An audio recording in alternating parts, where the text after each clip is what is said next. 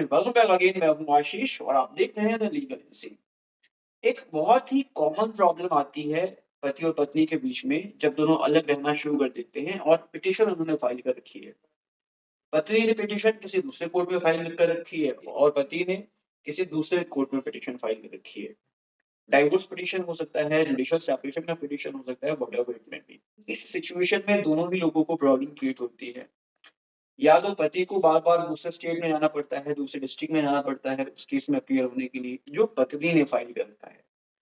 और पत्नी को भी जो है दूसरे स्टेट में आना पड़ता है या दूसरे डिस्ट्रिक्ट में जाना पड़ता है, दूसरी कोर्ट में जाना पड़ता है, उस पिटीशन में अपीयर होने के लिए जो पति ने फाइल कर रखा है।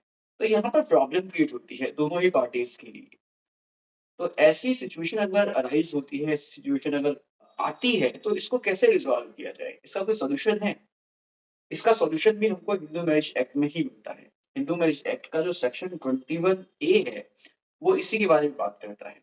सेक्शन 21 ए के अकॉर्डिंगली अगर डाइवोर्स की पिटीशन या जुडिशियल सेपरेशन की पिटीशन दोनों ही पार्टी ने फाइल कर रखी है, तो जिस पार्टी ने पहले पिटीशन फाइल कर रखी है, वो दूसरी पिटीशन को जो बाद में फाइल हुई है, उसको अपनी जगह पर ट्रांसफर करवा सकता है। एग्जाम्पल के तौर पे समझो कि पति ने पहले डाइवोर्स की पिटीशन फाइल की इलाहाबाद में।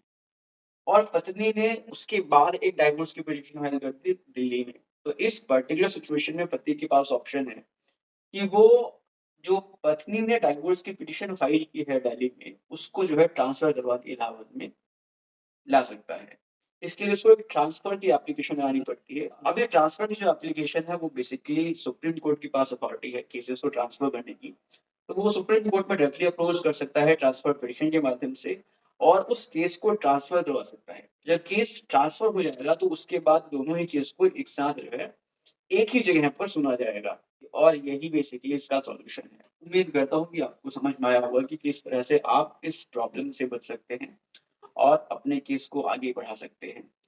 उम्मीद करता हूँ कि वीडियो इन्फॉर्मेटिव लगी होगी। अगर इन्फॉर्मेटिव लगी तो शेयर कीजिए। मिलते हैं नेक्स्ट वीडियो में। बाय।